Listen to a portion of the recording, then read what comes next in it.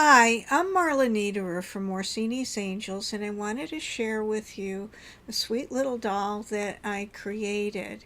I started out with a wooden clothespin, and I used air dry clay to sculpt a head and the arms, and had so much fun creating her. It was inspired by vintage Grodnertal dolls, similar to the ones that Queen Victoria used to play with as a child, but I dressed her in a Regency style dress and more like a Jane Austen, and had so much fun with it. I want to share with you today how I created it so you can make your own. Now, I started out using a drill, and I made holes to go straight through for the arms, and then I also drilled a hole in the top for the neck. What I used for the wire was a 22 gauge floral wire that was wrapped in fabric, and that's the way it came.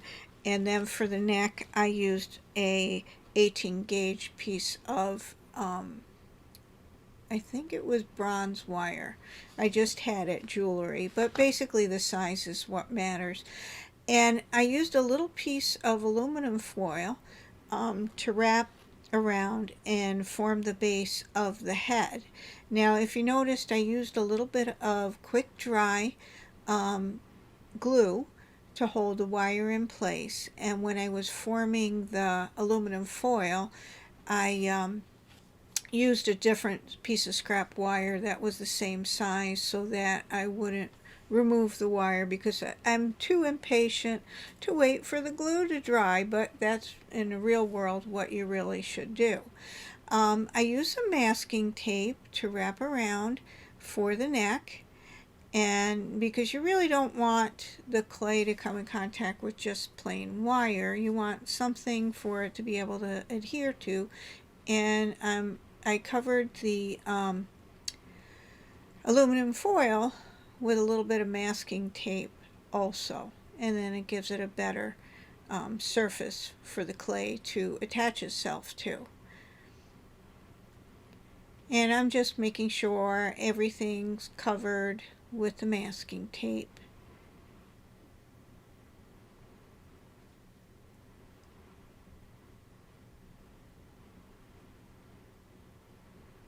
And then I just nipped the top of the wire off with wire cutters, and she's all ready for the clay. Now, what I used is Ladal Pink, and this is the first time that I've ever used this type of clay.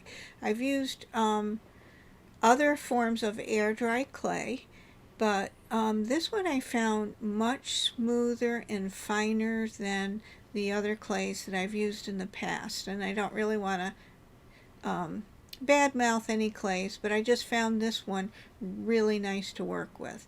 And what I did was I just took a piece off. I used a little plastic lid to let it sit, and I have a little container of water, as you see, so that I'm constantly wetting it and smoothing it as I'm shaping it. What I found was it was pretty soft and easy to mold, so I did work in layers. I know some people, what they do is they will actually put it in an oven, and I just kind of really enjoyed the process. I enjoyed taking my time with this, and I didn't mind letting it dry by air. And I was doing this in the winter, so you had the heat on and the air was a little dry, so it wasn't a big deal. But if you were to put it in a oven, I would use a dedicated toaster oven, and I would put it at a very low temperature, like 200, to let it dry and kind of keep an eye on it. And what you noticed, I making the breastplate right here, and I am using, more than not, mostly my fingers, but it's really, really tiny. So I did use some clay sculpting tools. Now, there's no special magic clay sculpting tools if you don't have any. I mean, you can even use a wooden orange stick that you find for using, a cuticle stick that you would use for your nails. Um, and that would probably be the most inexpensive option, but you could find relatively inexpensive clay sculpting tools in any craft shop. And I just happen to have some on hand. I really like the wooden ones because it doesn't have a plastic seam to leave any kind of indentation. Now, excuse me, here's the, I had let the first layer completely dry, and I came back and I'm adding another layer of clay, and as you see, I'm smoothing as I go by, dipping my finger in water and just smoothing it on. And I really don't like sanding. I used to do a lot of clay work with air dry clay, and there was a lot of sanding involved. So I'm trying to keep everything really nice and smooth, so there's very minimal sanding. And basically what I'm doing here is I'm just kind of looking. You see that I'm turning the doll constantly around because I'm trying to look at it from all angles. I'm trying to make it as symmetrical as I can, but if it's not perfect, it's okay. It's just kind of a fun, tiny little project.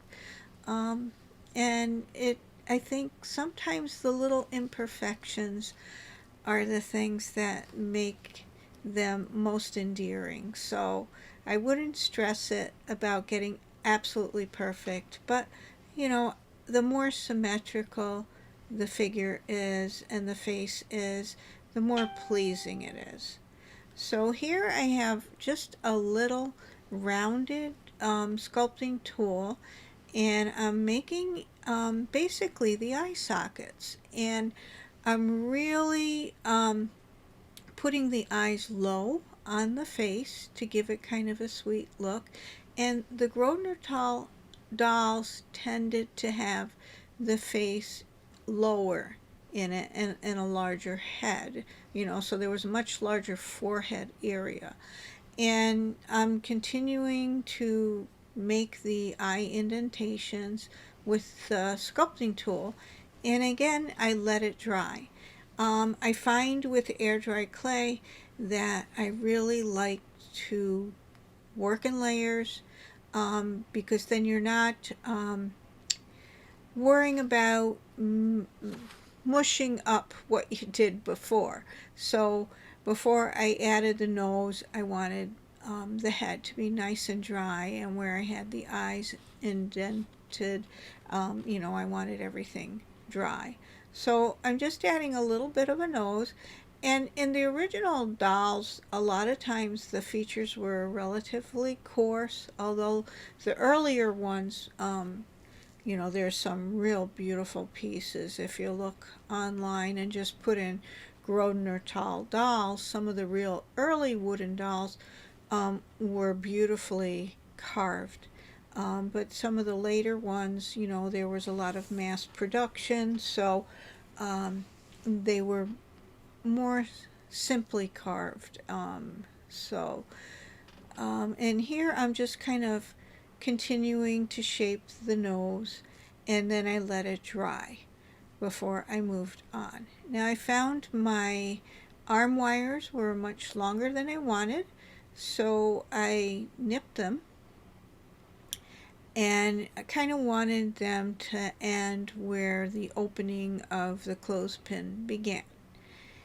And then I'm adding a little bit more to the head, evening it out, and making sure everything's nice and rounded and smooth, because you're going to paint on the hair, so you really want it nice and smooth because it's going to be very visible. Now I found that I wanted a little bit more chin area, so I took a little piece of clay and just added it to the bottom of her head and just kind of sculpting that around and blending it in. And I probably would have used my fingers more than anything, but it's so tiny, so it was really hard to do that. And so I would go back and forth with my wooden clay sculpting tool. And then smooth everything out with water as I go along so that I can avoid a lot of sanding in the end, which I don't think is very much fun, but it's something you got to do if you want it to look good. So the other thing, I'm making sure everything's kind of smooth under the chin and, you know, the neck and the chest area. And I'm just adding clay as I go. Here I'm trying to make everything even. So that's why I rolled a ball, cut it in half, and I'm trying to make them very even. And it's easier to do it in this shape before making them as hands. So I want them both, you know, to be, you know, normal looking. So like you know, so that you don't have one huge hand and one little tiny hand. So and then I'm just kind of smoothing it and flattening it and shaping it. Now they're so tiny, so I didn't do a lot as far as sculpting a hand. It's just very simple and you know, just kind of in that oval shape with you know, flat palms and that kind of thing. And then I'm just adding a little bit of clay here and there where I think it needs it, and I'm going to let it dry so that I don't mess things up before I go to the next step. And again, I'm trying to get things relatively even when I'm working on two sides of the doll, and I'm putting cheeks on because I felt like she needed a little bit more in that area, and trying to get kind of like a sweet little face. And I just find like this clay is really easy to work with. One thing is, you know, you've noticed that I did take time and I spent time drying things in between. Well, when you are finished with a session with your clay, what you need to do is make sure it's wrapped very tightly and sealed back in its package. And I usually use a couple of plastic bags to seal it and keep it from drying out. What I just did here is I added her a little piece of clay to create the comb. A lot of these dolls are called tuck comb dolls, and the reason being is they had a comb that they wore at the top of their head. And I've always loved these kind of dolls. I actually made a quite some time ago a cloth version, and that's something that, you know, I do sell that class in my Etsy shop. But I'm really enjoying working with the clay at this point in time, so I thought I would share with you the clay version. And again, I'm just adding where I need to and letting it dry, and then coming back and adding whatever finishing touches I feel it needs. Now here I felt it needed a little bit of the neck, so I added a little bit more clay in the neck area, and I'm just smoothing it. And I'm finding it's easier to work doing that after the chin and the cheeks were completely dry, so I'm not worrying about messing that up or any of the facial features, messing them up. And at this point, I'm just, adding in the breastplate where I think there needs to be a little bit more clay, and just kind of smoothing. I didn't find that there was any cracking really to speak of in between drying sessions, so that's nice. With some of the other air dry clays I did find in the past, that some of them would crack as they dried, and what you would do in that case, if you're using another kind of clay that does crack, you would just put another layer of clay after it's dry to repair the cracks. But I found this you really didn't need to, so it was wonderful. What I'm doing here, you noticed again I made 2 balls. I tried to make them as even as possible, and I'm trying to keep things even and add some clay for the arms. Now, one thing I did want to do is make sure that I still could move the entire arm. I wasn't worried about moving it at the elbow joint, but I did want to be able to move it in case I needed to move it for costuming or whatever. So I didn't put a clay all the way to where the wire comes right out of the hole. And I knew I was going to put sleeves on it, but I wanted to make sure that the clay would come up to where the sleeves would end, so I didn't want bare wire to be visible.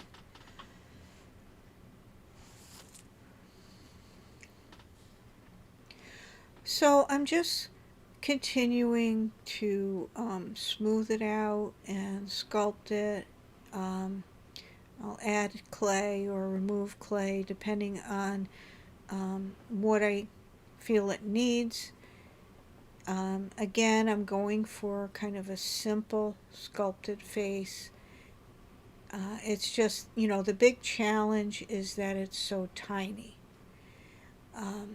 I think it would be an easier project if it was larger, but I really like the tiny because it takes a lot less space. You can use this size for a dollhouse display doll. You can use it for just, to put in a china cabinet or on a shelf.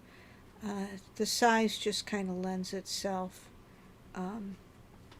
to a larger collection than if you were to have really large dolls. So, and I just think they're sweet. So, but anyway, so I let it dry, and I'm pretty happy with where she is right now.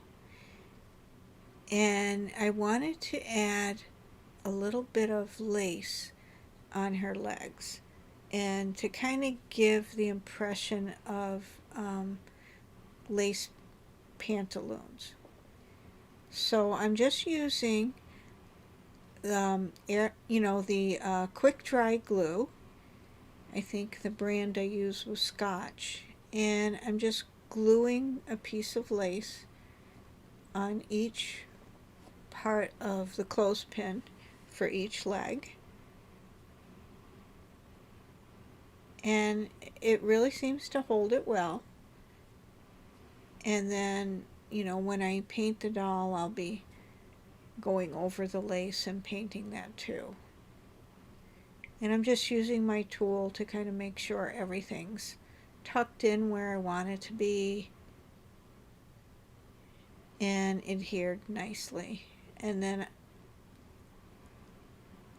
I'm just kind of wiping off my hands. I find when I use the glue, I like to have like a wipe just to wipe off the glue from my hands. And here I'm just adding a little bit more clay on the arms. So I felt like I needed just a little bit more. But since I have quite a bit of the arm dry, I'm not worried about messing up the stuff that I already did. And I just find that that's it's easier for me.